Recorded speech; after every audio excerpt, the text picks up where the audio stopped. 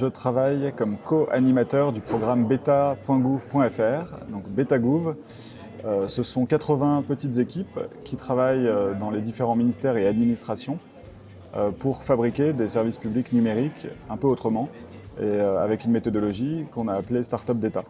Et betagouv.fr est un programme rattaché à la direction interministérielle du numérique.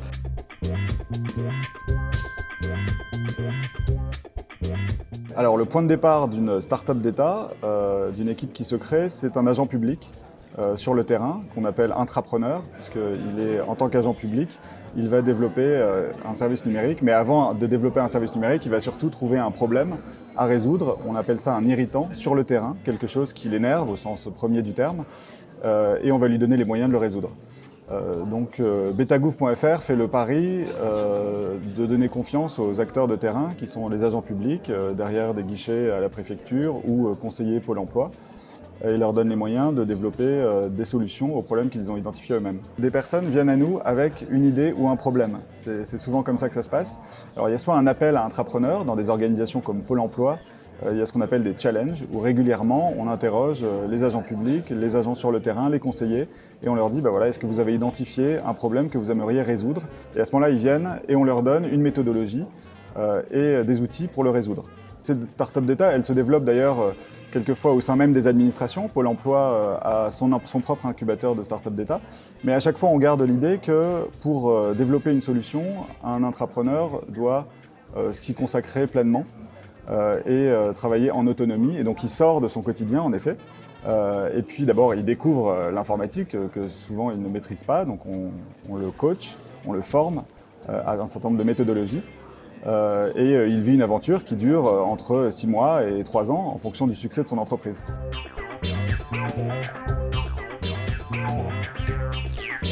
Alors on ne s'appelle pas Startup d'État par hasard. Si on a repris le nom Startup, c'est aussi parce qu'on copiait ou on s'inspirait en tout cas des méthodes de certaines startups à succès.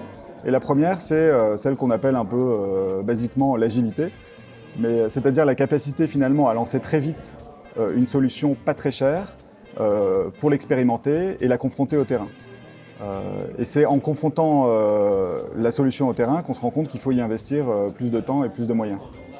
Par exemple, on vient de lancer la plateforme de l'inclusion qui vise à simplifier et accélérer le recrutement des personnes exclues de l'emploi dans les structures d'insertion, les entreprises d'insertion, les chantiers d'insertion.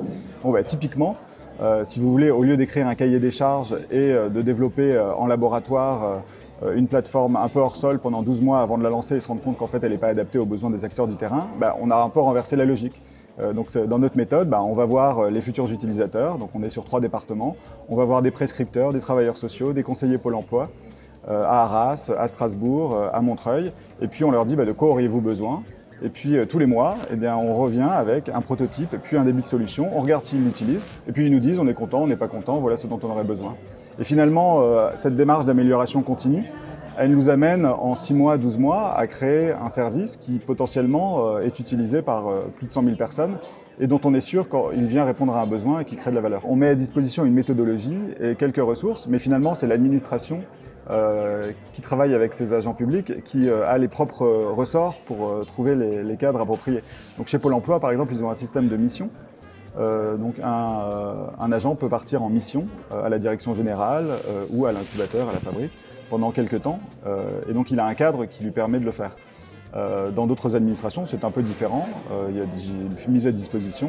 Enfin, en réalité, il n'y a pas vraiment de modèle unique, mais l'essentiel, c'est de rendre possible cette innovation en donnant à un agent public le contexte dont il a besoin pour réaliser ses solutions.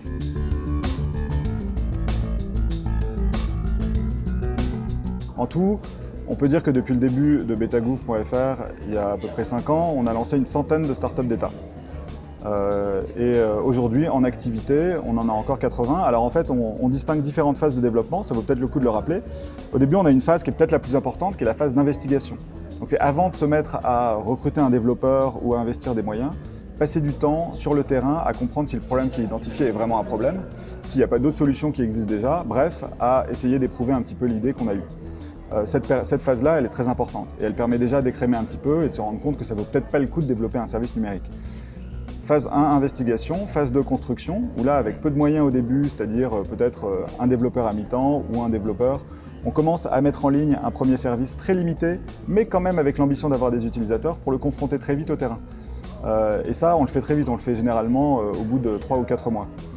On a du coup un service en ligne en mode bêta. Bêta, c'est notre ADN, c'est ce qui nous permet de tester et d'expérimenter en continu. Et puis là, pareil, si on visait 200 utilisateurs dans une commune du sud-ouest, on regarde si on les a atteints ou pas, si on a réussi à créer de la valeur avec ce premier service en ligne. C'est la phase de construction.